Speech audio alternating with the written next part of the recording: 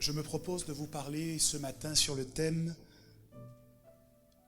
argumentation prophétique. Le pasteur Shirley vous a parlé la semaine dernière d'augmentation prophétique. Et je réfléchissais et je me demandais, Seigneur, qu'est-ce que je peux dire après augmentation prophétique? Et puis, j'ai eu à cœur de regarder, et je vous invite à regarder avec moi, Genèse chapitre 18, versets 16 à 25. C'est un texte que vous connaissez, mais nous voulons l'étudier ensemble sous une autre approche. Il est écrit, ces hommes se levèrent pour partir et ils regardèrent du côté de Sodome. Abraham alla avec eux pour les accompagner. Alors l'Éternel dit, cacherai-je à Abraham ce que je vais faire? Dis avec moi, cacherai-je à Abraham ce que je vais faire? Je continue ma lecture. Abraham deviendra certainement une nation grande et puissante.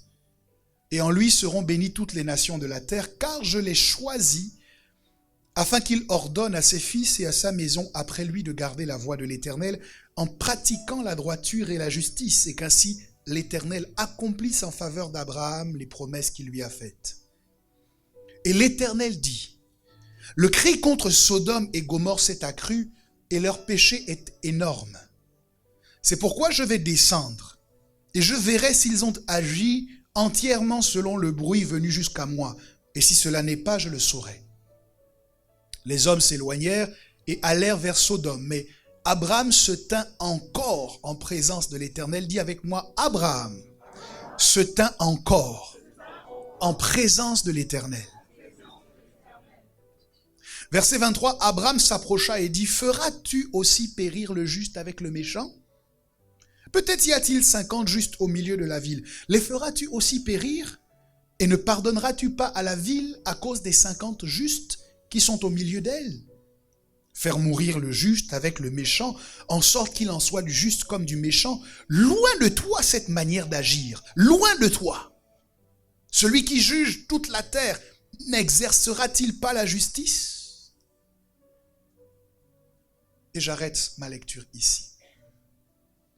Depuis le début de cette année, plusieurs événements surviennent qui m'ont poussé à m'interroger et à interroger mes connaissances des Écritures sur la marge de manœuvre que nous avons. Premièrement, laissez-moi vous dire quelle est ma source de joie. Je suis heureux de ce que l'Église, malgré les temps difficiles par lesquels elle passe, l'Église réussit à tenir. J'ai pu voir une Église dont on ne donnait pas finalement cher lorsque le confinement a été acté. J'ai vu une Église rivaliser d'ingéniosité. Et j'ai vu de partout des personnes qui parfois même avaient fustigé les réseaux sociaux. J'ai vu toute une Église se mettre en branle-bas de combat pour acquérir le matériel technologique qu'il fallait pour rester en contact avec les fidèles qu'on ne pouvait plus rassembler en un endroit donné. J'ai vu une église innovante, j'ai vu une église inventive. Je continue de voir cette église et pour cela je veux rendre gloire à Dieu. J'ai vu une église qui sait s'adapter malgré les difficultés, malgré les épreuves. Et je suis content de cela, mais ce qui me dérange, c'est aussi d'avoir le sentiment d'être en présence d'une église qui ne sait que subir ce qui se produit. Elle subit l'apparition d'une bactérie donnée. Cette église subit les déclarations qui sont parfois faites à l'emporte-pièce par des membres du gouvernement, lorsque quelqu'un a la présomption de dire que la foi n'a pas besoin de lieu de rassemblement, mais que c'est quelque chose qui doit se vivre dans la sphère privée. Je me suis demandé comment peut-on avoir l'outrecuidance d'expliquer à des hommes et à des femmes de foi comment ils doivent vivre leur foi.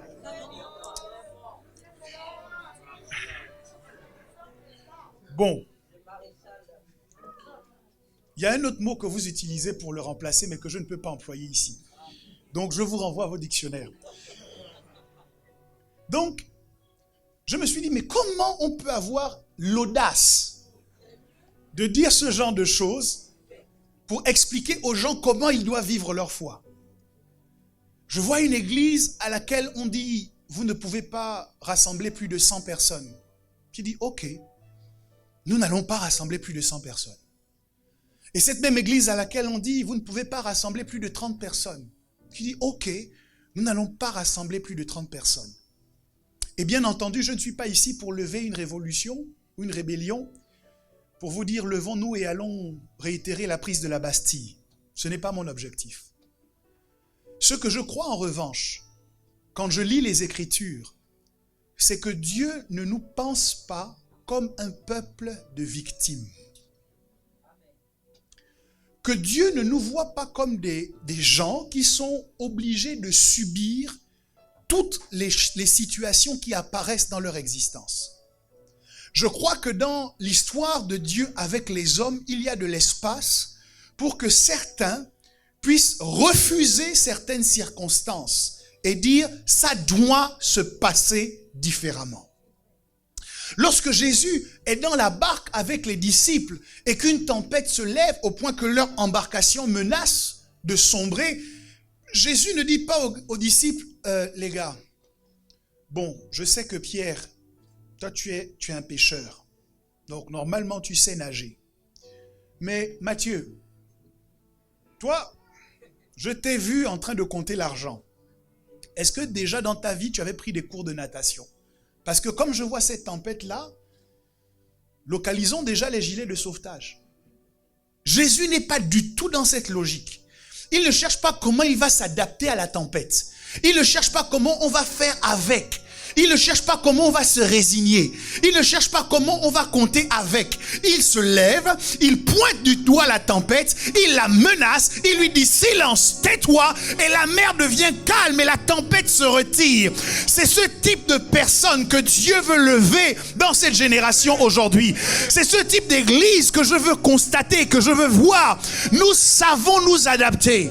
Nous savons résister. Nous savons faire preuve de force, serrer les dents quand ça devient difficile. Mais nous ne sommes pas condamnés à serrer les dents. Nous ne sommes pas condamnés à subir. Nous ne sommes pas condamnés à nous résigner. Il doit y avoir à un moment donné quelqu'un qui tape du poing sur la table et qui dit assez c'est assez, trop c'est trop, silence, tais-toi.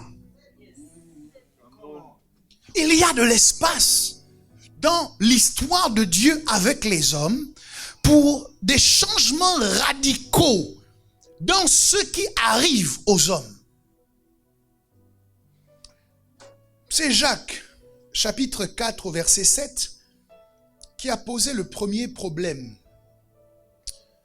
auquel j'ai été confronté. Jacques 4, au verset 7, nous dit « Soumettez-vous donc à Dieu, résistez au diable, et il fuira loin de vous. » Je viens dire à quelqu'un ce matin, le diable fuira loin de toi.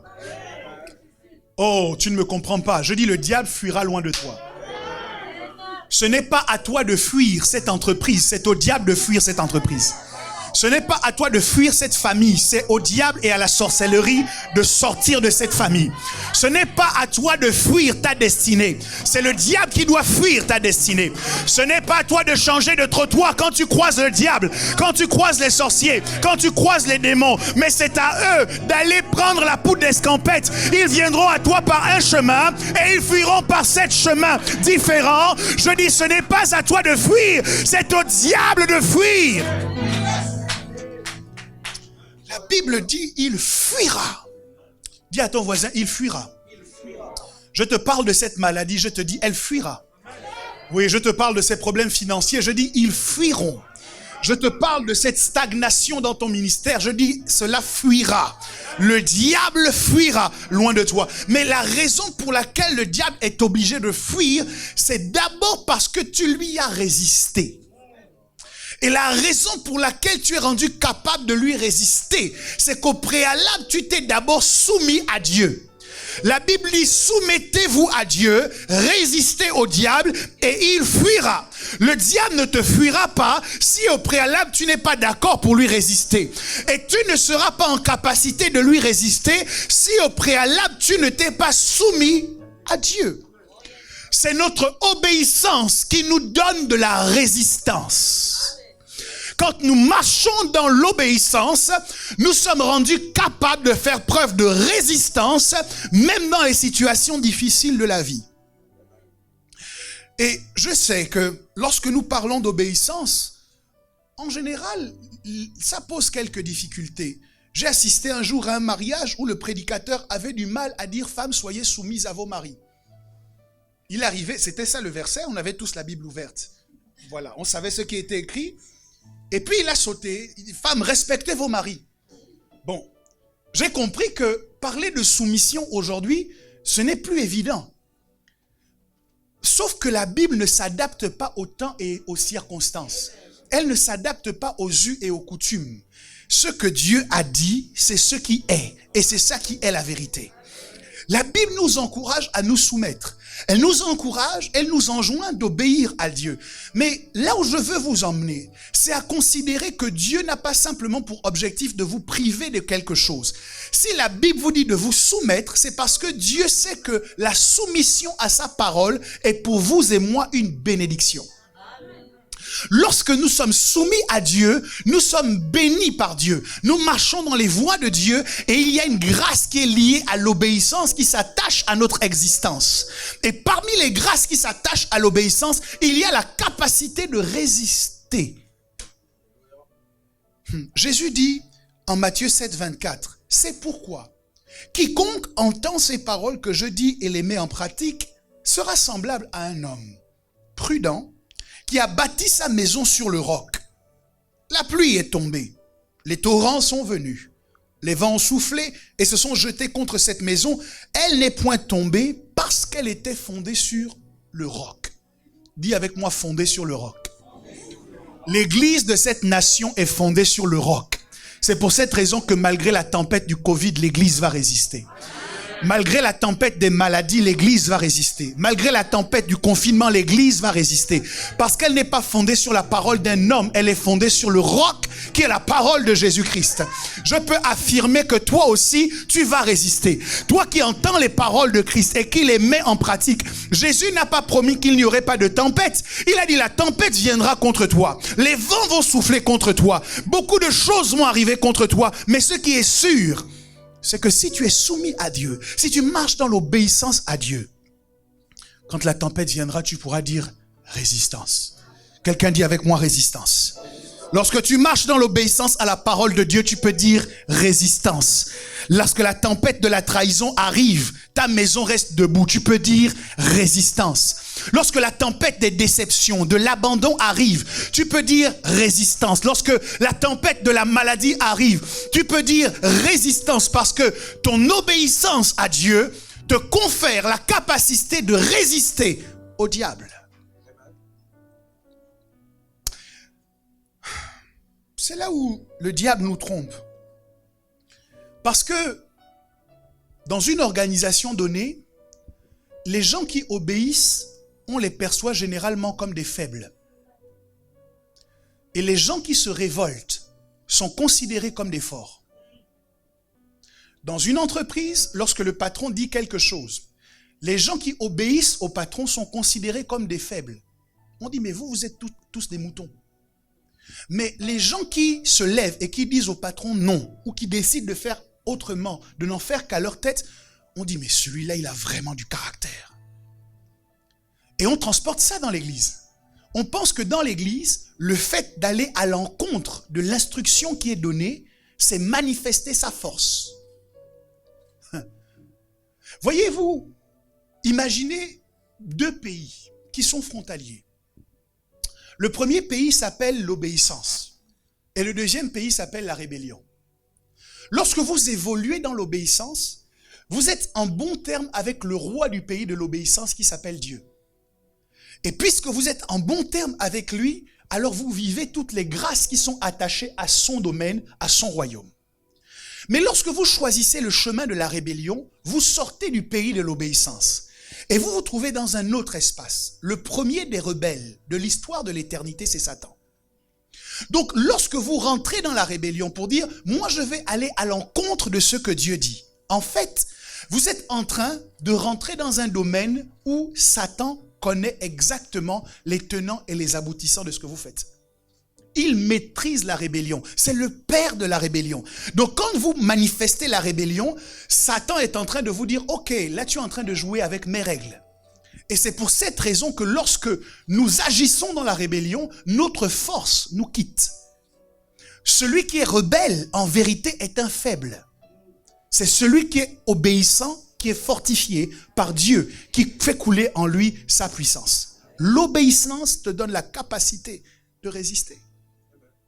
Donc lorsque vous marchez dans la rébellion, à une instruction claire de Dieu, il est normal qu'au jour de la tentation, vous ne puissiez pas résister. Parce que la force qui vous permet de dire à Satan non, vous l'avez laissé s'étioler, disparaître au-dedans de vous, lorsque vous avez choisi de vous mettre en opposition à une instruction claire que Dieu donne. La rébellion est une malédiction. Elle prend des dehors de force. Et pourtant, elle nous affaiblit grandement. La rébellion nous fait passer dans le camp d'un maître de la rébellion, le diable, et lui donne l'avantage parce que nous évoluons dans son domaine. Il y a deux choses que l'obéissance nous communique. Je vous ai dit que l'obéissance nous communique de la résistance, mais l'obéissance nous communique également de la résilience. Écoutez. Lorsque le diable vous quitte, lorsque le diable fuit de votre environnement, ça veut dire que l'état dans lequel vous étiez avant sa visite est recouvré. Ça veut dire que vous n'avez pas fait que lui résister, vous avez aussi été résilient. La résistance, c'est lorsque vous prenez un élastique et que vous le tirez. Ce qui fait que l'élastique ne casse pas, ça s'appelle la résistance. La résilience, c'est que lorsque vous lâchez l'élastique, il reprend sa forme originelle. Et beaucoup d'enfants de Dieu ont développé la capacité de résister, mais ils manquent de résilience. Vous êtes ici présents après le confinement, ça veut dire que vous êtes des résistants. Vous avez réussi à ne pas casser. Votre foi en Dieu ne s'est pas cassée. Votre attachement à Dieu ne s'est pas cassé. Et donc, même si on vous a tendu pendant des mois et des mois, vous n'avez pas cassé parce que vous faites preuve de résistance. Cependant, plusieurs qui ont fait preuve de résistance n'ont pas fait preuve de résilience. Ça veut dire qu'ils n'ont pas encore retrouvé leur état initial. Leur vie de prière n'a pas encore repris sa forme initiale. Leur vie d'adoration n'a pas encore repris sa forme initiale.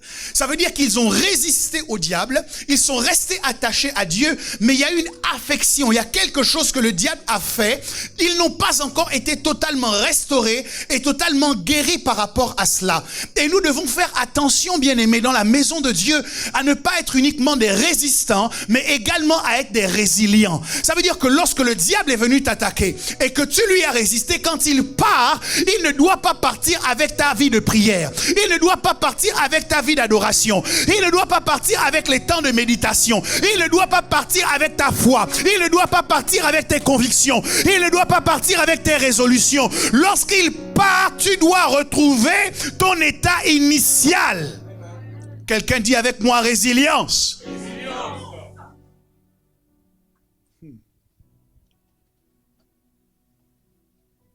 Je crois que l'une des choses qui nous permet de faire preuve de résilience, c'est d'avoir un point de sauvegarde. C'est de nous rappeler de comment nous étions au départ. Il dit, ce que j'ai contre toi, c'est que tu as perdu ton premier amour. Souviens-toi donc d'où tu es tombé. Ce qui fait que nous manquons de résilience, c'est que nous avons perdu de vue comment nous étions au départ. Comment nous étions avant. Si vous avez pris quelques kilos en plus, lorsque vous prenez un vêtement que vous portiez avant et que vous essayez de rentrer dedans, le vêtement en question constitue un point de sauvegarde.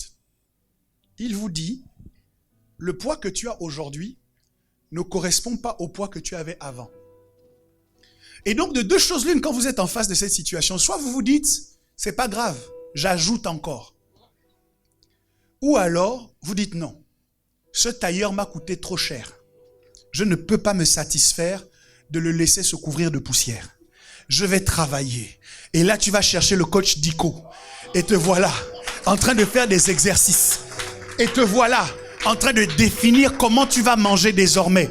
Pourquoi? Parce que tu ne veux pas accepter la nouvelle situation, la nouvelle condition physique dans laquelle tu te trouves, mais tu as envie de revenir à ton état initial. Il y a quelqu'un en ce lieu qui doit dire, je ne suis pas satisfait de ne plus prendre de plaisir dans mes temps de prière. Je dois revenir à mon état initial d'intercesseur. Je ne suis pas satisfait de me lasser trop rapidement des choses de Dieu. Je dois revenir à mon état initial. Quand on me disait, je suis dans la joie d'aller dans la maison de l'Éternel, je dois retrouver mon état initial. Un adorateur, un homme de prière, quelqu'un qui est amoureux de la parole de Dieu. Est-ce que quelqu'un peut dire résilience? Tu dois retrouver ton état initial, ta passion pour les choses de Dieu, ton zèle pour les choses de Dieu, ton zèle pour l'avancement du royaume des cieux. Tu ne peux pas te satisfaire d'être dans un autre état si le confinement est terminé, si c'est dépassé. Alors tu dois travailler, tu dois faire des exercices physiques, des exercices de piété pour revenir à ton état initial. Ne laisse pas le Covid partir avec ta vie de prière. Ne le laisse pas partir avec ta passion pour les choses de Dieu. Ne le laisse pas se réjouir à ton sujet. Mais dis-lui, de ma part, tu es vaincu. Quelqu'un dit résilience.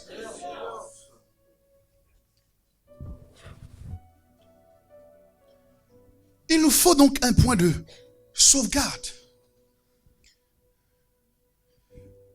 Et là où le bas blesse, c'est que quand nous avons compris que la Bible nous engage à l'obéissance, quand nous avons réalisé que toute notre vie chrétienne est en fait une affaire d'obéissance à Dieu et à sa parole, il y a des difficultés auxquelles nous sommes confrontés.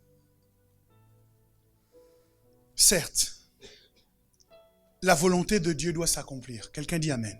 Amen. Certes, nous devons lui obéir. Quelqu'un dit Amen. Amen. Vous le savez, je le sais, Dieu le sait.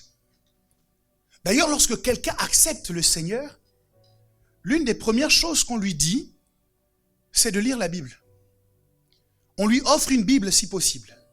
Parce que les premiers rudiments de la foi chrétienne consistent à développer la capacité de voir ou de savoir ce que Dieu nous dit et surtout de le mettre en pratique. Je ne suis pas intéressé par le fait que tu alignes beaucoup de versets bibliques si tu ne les mets pas en pratique. Ce qui change une vie, c'est le fait de pratiquer la parole de Dieu. Écoute, ce qui te guérit lorsque tu es malade et que tu es allé à la pharmacie, c'est pas d'avoir acheté le médicament et de l'avoir posé à la maison. Il faut que tu en respectes la posologie. C'est lorsque tu prends le médicament que les principes actifs de ce médicament interviennent en toi et te guérissent. Donc la parole de Dieu est efficace lorsque nous l'entendons, certes, mais aussi et surtout lorsque nous la mettons en pratique, lorsqu'elle change notre quotidien, lorsque nous nous interrogeons pour dire comment je peux rendre cette parole vivante dans ma vie, dans tout ce que je vis et dans tout ce que je fais. Donc, la première chose que l'on va essayer de construire dans la personne qui se convertit, c'est l'obéissance à la parole. On lui dit, un chrétien, un bon chrétien, c'est un chrétien qui obéit à Dieu. Amen. Alors, je sais que d'autres ont mal lu ce passage. Ils ont lu « Résistez à Dieu et soumettez-vous au diable ». Donc, ils font tous leurs efforts dans la vie chrétienne pour résister à Dieu. Dieu dit pardonne, il dit je ne pardonne pas. Dieu dit aime ton prochain, je ne l'aime pas. Ok? Mais lorsque le diable leur fait une proposition, ils sautent dessus à pieds joints. Non, ce n'est pas exactement le passage. C'est à Dieu qu'on doit se soumettre et c'est au diable qu'on doit résister. Alléluia. Bien. Mon problème, c'est que si Dieu est au courant que nous devons lui obéir, si nous sommes au courant que nous devons lui obéir, il y a un autre qui est au courant de cette histoire, même si au départ ça ne le concernait pas. C'est le diable. Le diable est au courant que notre christianisme consiste à obéir à Dieu. Le diable est au courant que nous formons notre cœur, nous forgeons notre cœur pour que ce soit un cœur obéissant à Dieu. Et là où ça nous pose problème, c'est que notre ennemi va donc exploiter cette bonne disposition de cœur que nous avons vis-à-vis de la volonté de Dieu pour nous emmener à faire des choses que Dieu ne veut pas. Il vient tenter Jésus en proposant à Jésus des choses qui ressemblent à la volonté de Dieu. Il est écrit, il ordonnera à ses anges de te porter de peur que ton pied ne heurte une pierre. Lorsque on n'est pas suffisamment aguerri dans les Écritures et qu'on entend ça, on va se dire, c'est donc ce que Dieu veut. Donc, le diable va travailler à masquer ses projets à lui, à déguiser ses plans à lui sous l'apparence de la volonté de Dieu. Et il va venir nous les présenter. Parce qu'à partir du moment où nous pensons que c'est la volonté de Dieu, alors nous allons l'accepter. C'est pour cette raison qu'il y a tout un ensemble de choses que nous vivons. Convaincus que c'est ce que Dieu veut. Alors qu'en fait, c'est le diable qui a déguisé ses plans à lui et il nous fait croire que c'est la volonté de Dieu. Je dis à quelqu'un que tout ce que tu vis n'est pas la volonté de Dieu. Tout ce que tu vis n'est pas forcément la volonté de Dieu. La Bible dit afin que vous puissiez discerner quelle est la volonté de Dieu. La volonté de Dieu se discerne. Le discernement, c'est de l'analyse. Le discernement, c'est une étude profonde. Le discernement, c'est une réflexion que nous menons sur certaines choses, sur certains sujets, pour déterminer est-ce que c'est bien ce que Dieu veut.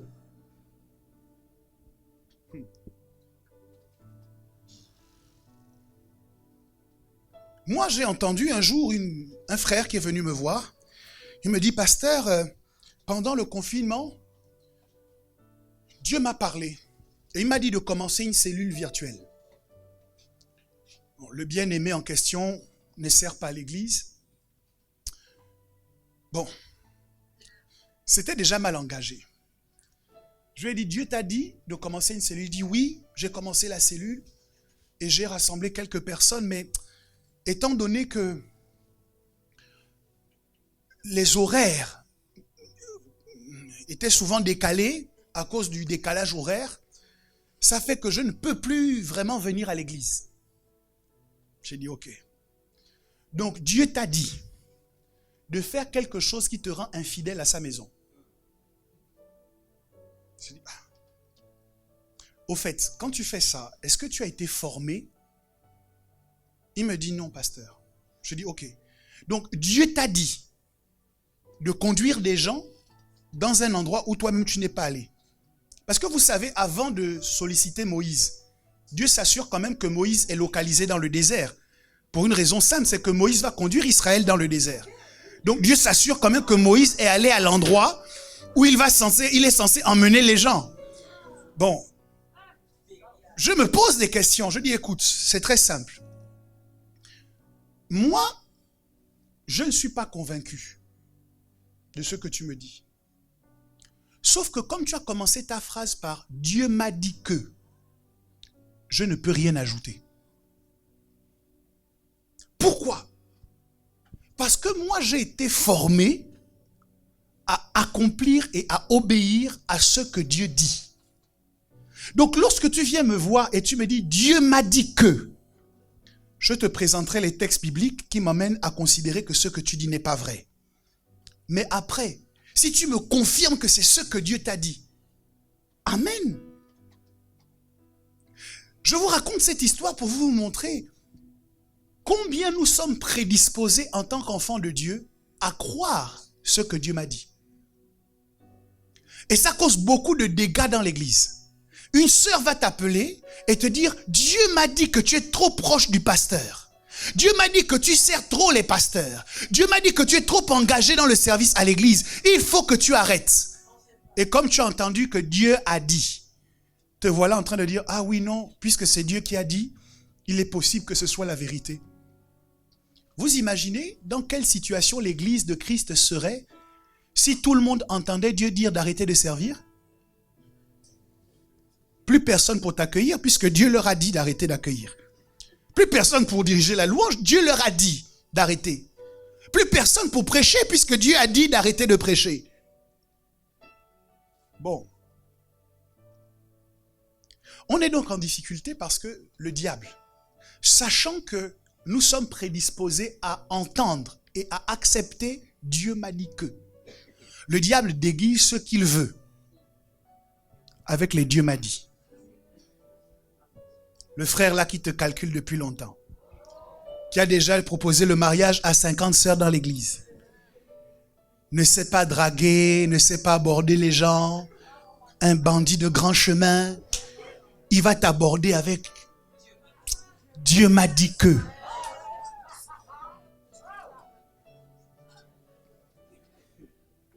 Mais il n'y a pas que les frères dedans, hein. Il y a aussi des sœurs. Elles sont souvent de grandes intercesseuses.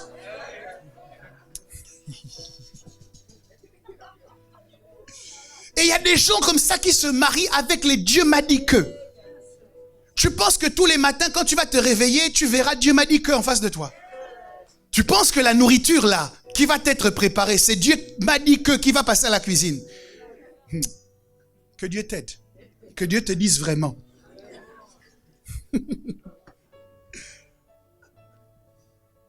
La difficulté donc à laquelle nous faisons face, c'est que nous ne prenons pas le temps de discerner la volonté de Dieu.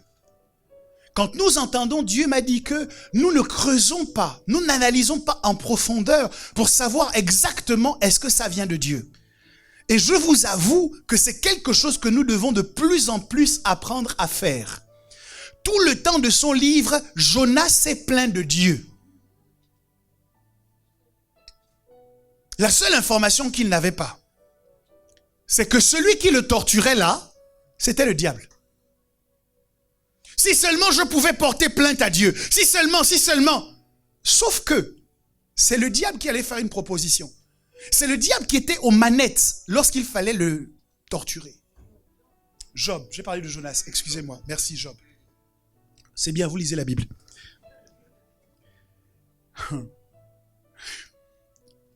Comment on fait? Il y a des expressions claires de la volonté de Dieu. Par exemple, Dieu nous dit que nous devons nous rassembler.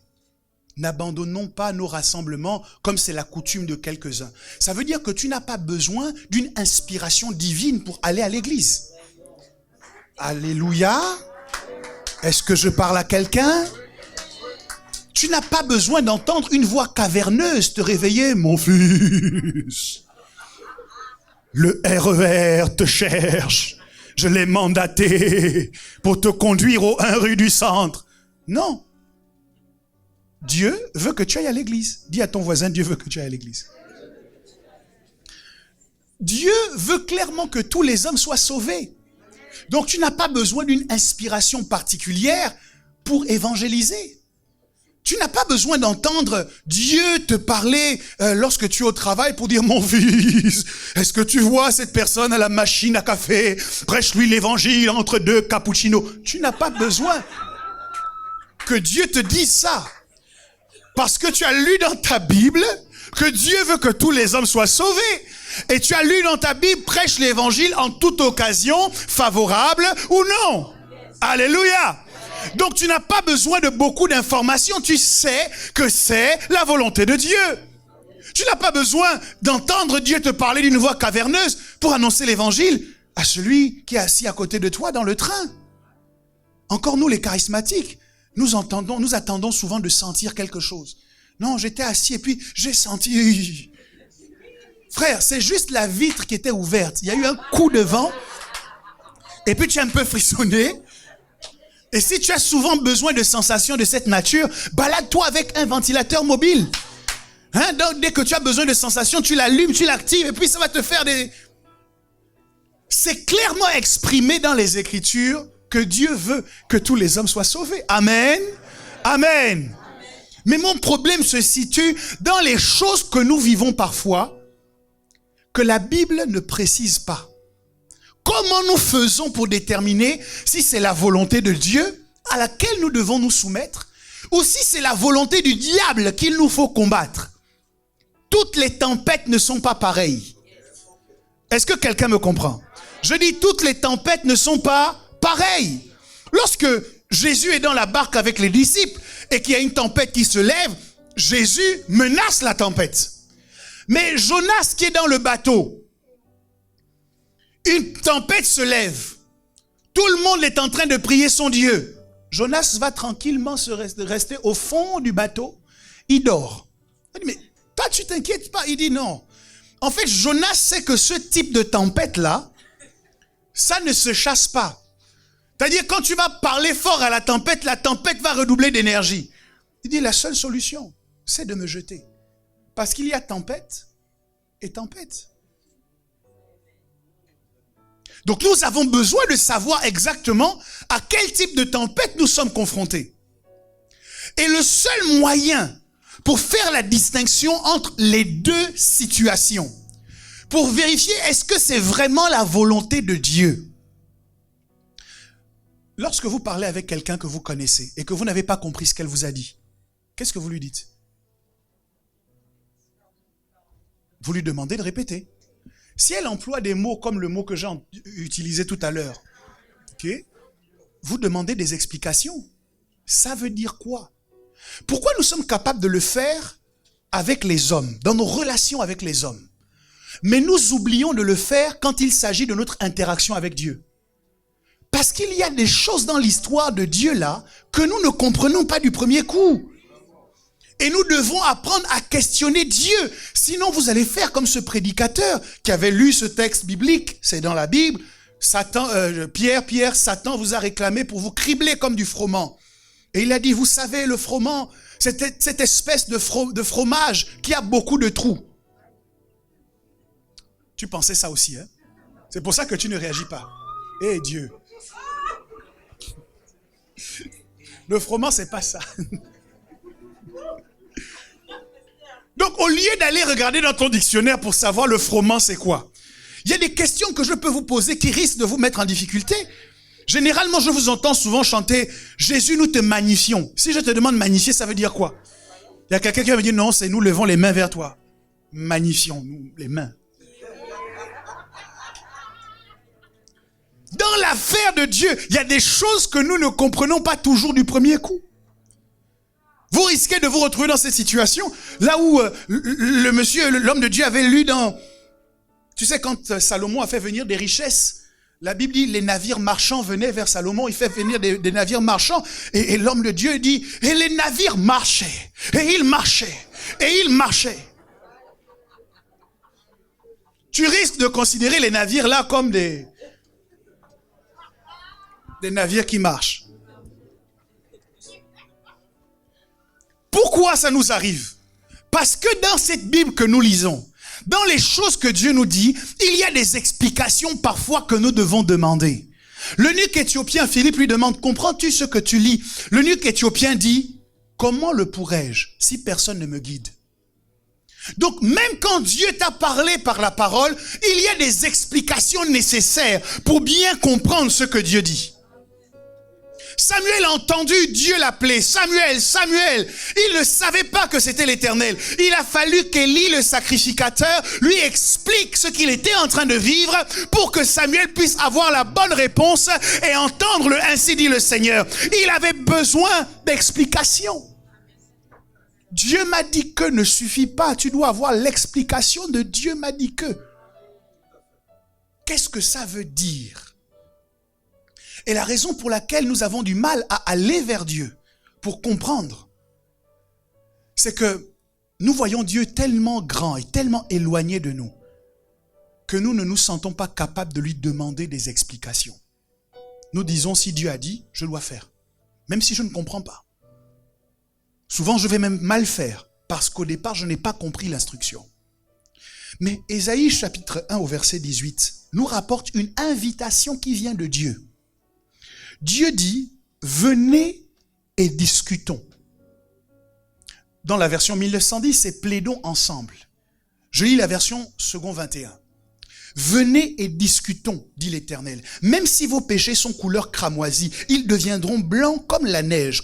Même s'ils étaient rouges comme la pourpre, ils deviendront clairs comme la laine. Ésaïe nous dit que lorsque nous discutons avec Dieu, il y a un changement de situation qui s'opère.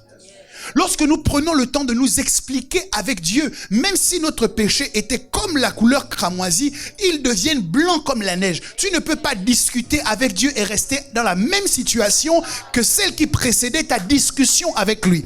C'est lorsque tu rentres en entretien avec lui que tu ouvres l'espace à la transformation et à la transfiguration. Il dit, venez et discutons. C'est Dieu qui te parle.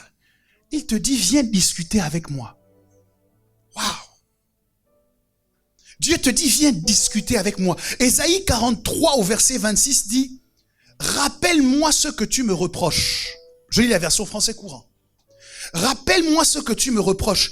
Discutons tous les deux de cette affaire. Énumère les faits qui te donnent raison. C'est Dieu qui te parle. C'est Dieu qui te parle. Dieu te dit, discute avec moi de la situation que tu traverses. Alors que nous sommes habitués à nous résigner, alors que nous sommes habitués à accepter, à faire avec, à dire on va encore faire comment? Dieu dit tu peux faire autrement. Crée les conditions d'une discussion avec moi. Tu dois à un moment donné analyser ta vie et regarder certaines situations. Parler avec Dieu pour dire, Dieu, ce n'est pas normal. Il y a un problème là. Ce que je suis en train de vivre ne correspond pas à ce que tu m'as promis. Tu m'as dit, lorsque Dieu approuve les voies d'un homme, il dispose favorablement toutes choses, même le cœur de ses ennemis. D'où vient-il alors que dans cette vie, il n'y a que moi qui pleure? Je pleure depuis trop longtemps, Seigneur. Discutons ensemble de cette situation. Il y a quelque chose qui n'est pas conforme à ce que tu m'as promis. Tu n'es pas un homme pour mentir. Tu n'es pas le fils d'un homme pour te repentir. Mais est-ce que c'est vraiment ta volonté que je sois tout le temps en train de souffrir? Est-ce que c'est vraiment ta volonté que je sois toujours en train de pleurer? Est-ce vraiment ta volonté que dans ma famille tout le monde me méprise, que tout le monde se moque de moi? Est-ce vraiment ta volonté? Je te connais comme un bon père. Je te connais comme un bon Dieu. Je te connais comme un Dieu responsable. Tu ne peux pas accepter que je reste dans cette situation encore plus longtemps. Loin de toi, cette nature. Dieu dit, toi et moi, on doit discuter. Il y a des choses que tu vis qui sont conformes à ma volonté. Mais ton ennemi a déguisé ses projets à lui. Et il a mis comme si c'était ma volonté. Et toi, tu es en train de tout accepter. Le seul moyen pour toi de discerner entre ce qui vient vraiment de moi et ce qui vient de lui, c'est de me questionner. De me dire, est-ce que c'est vraiment toi qui es derrière cette histoire? Est-ce que c'est vraiment toi? Non. Il y a des choses qui ne sont pas normales. Dis avec moi, c'est pas normal. Moi, je comprends que tu puisses pleurer un temps. Le temps de l'épreuve. Je comprends que tu puisses être éprouvé pendant un temps. Mais je ne suis pas en accord avec le fait que toute ta vie soit une vie de plainte, une vie de lamentation. Je refuse cela au nom de Jésus. Certes, tu as réussi à t'adapter. Certes, tu as résisté. Tu as été résilient. Mais le moment vient où tu dois refuser de résister. Tu dois refuser de t'adapter. Et tu dois dire, cette situation-là doit changer. Je ne peux pas accepter que ça continue. Ma vie ne peut pas se résumer aux pleurs. Ma vie ne peut pas se résumer à manquer d'argent. Le 15 de chaque mois, je ne sais pas comment je vais payer mon loyer. Qu'est-ce que je vais manger? Ah Dieu, est-ce vraiment pour cette vie que tu m'as envoyé sur la terre? Est-ce que tu m'as envoyé pour habiter chez les frères, chez les sœurs tout le temps, sans jamais que je puisse avoir mon chez moi? Est-ce que c'est vraiment ta volonté? Il y a quelqu'un qui doit appeler Dieu à la discussion. Les autres ont des enfants qui leur donnent de la joie. Et moi, mes enfants doivent me donner des larmes. Tout le temps, je dois pleurer pour mes enfants parce que je ne sais plus comment les éduquer. Ah Dieu, est-ce que c'est vraiment toi qui es derrière cette affaire? Parce que si tu détermines l'origine, ça change la manière dont tu vas le vivre. Si je suis rassuré que c'est Dieu qui veut que je vive ça, c'est pas grave. Parce que toute chose concourt au bien de ceux qui aiment Dieu. Et je sais que tout ce que Dieu fait est pour mon bien. Mais si cette tempête n'est pas causée par Dieu, si ce désert n'est pas causé par Dieu, alors je dois me lever. Alors je dois résister. Alors je dois refuser. Alors je dois discuter. Alors je dois négocier. Alors je dois dire non. Je refuse de souffrir encore plus longtemps. Je refuse une souffrance inutile. Je refuse la souffrance que Dieu n'a pas validée. Je refuse. Je refuse. Je refuse. Je refuse. Je refuse. Célibataire et célibataire et célibataire encore. Ah Dieu, est-ce que tu m'as envoyé sur la terre seulement pour être la dame de compagnie des gens? Est-ce que tu m'as envoyé sur la terre seulement pour assister au mariage des autres? Quand est-ce qu'on va se réjouir me concernant mon mariage aussi? Tu ne peux pas partir du principe que Dieu est derrière tout ça.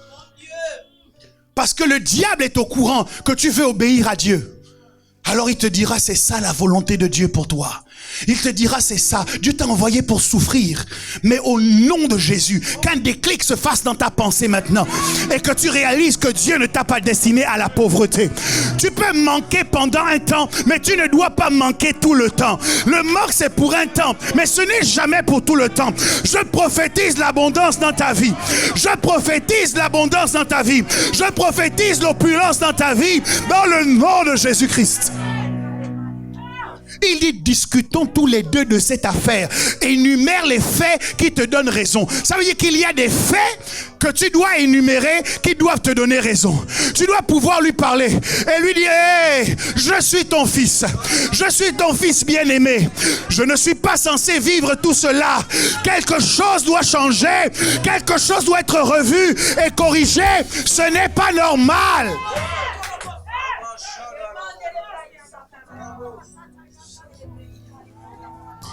Cette parabole est souvent appelée l'histoire du fils prodigue.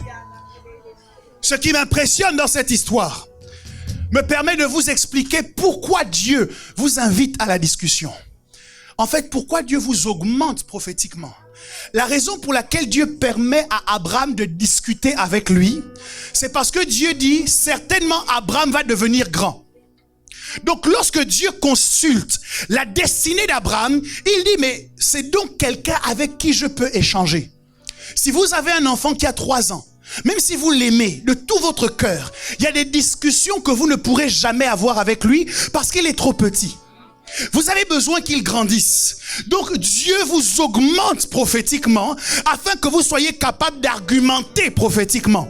Il y a une discussion prophétique que Dieu veut avoir avec vous, mais qui est conditionnée par votre niveau de maturité.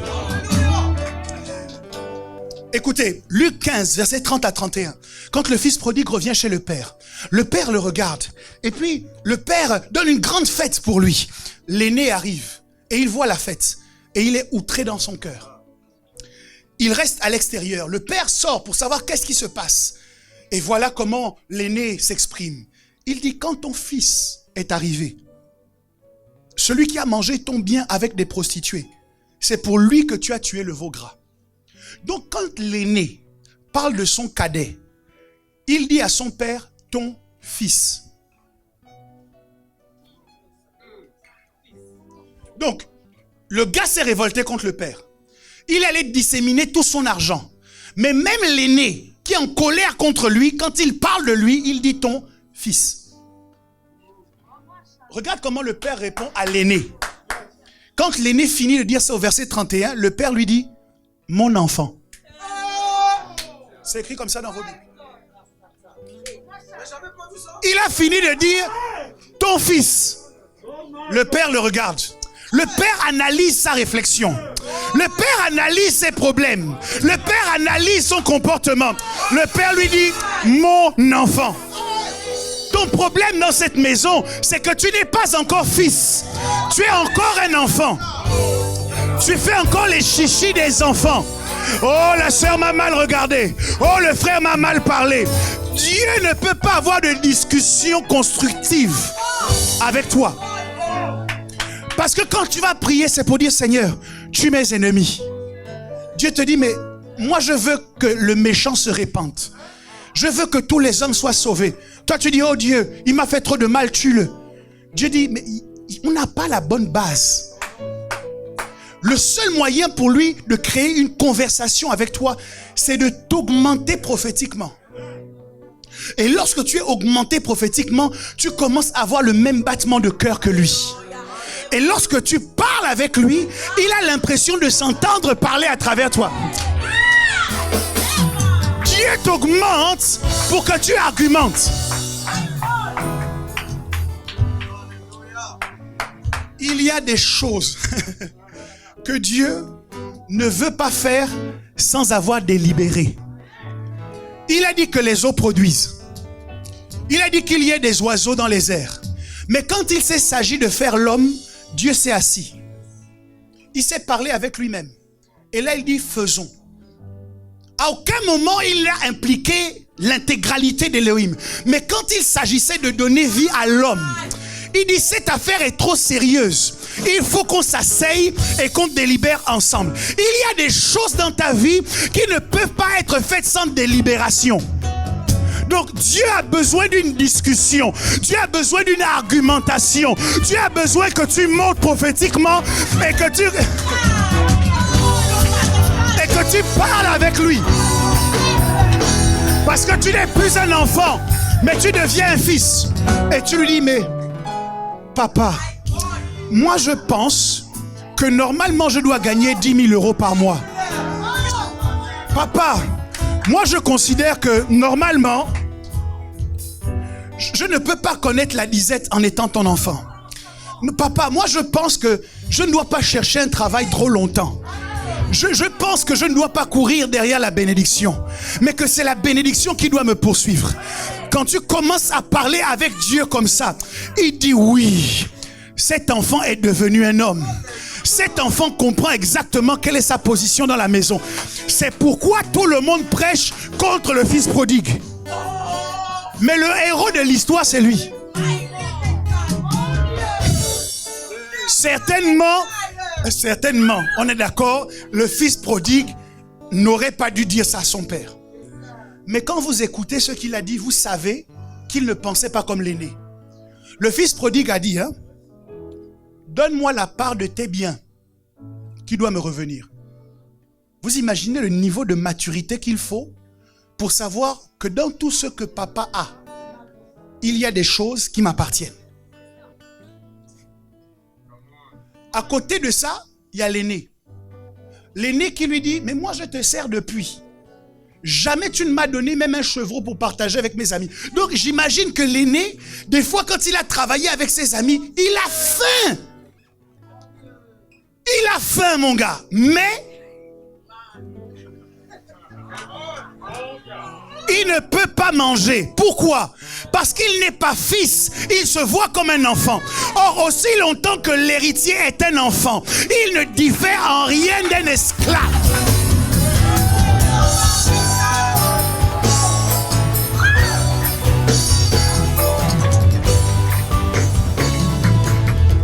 Donc, il y a des gens qui sont des fils, mais qui vivent une vie d'esclaves, parce qu'ils n'avaient pas encore été augmentés prophétiquement. Et Dieu est en train de dire, tu dois changer de dimension, tu dois changer ta vie de prière.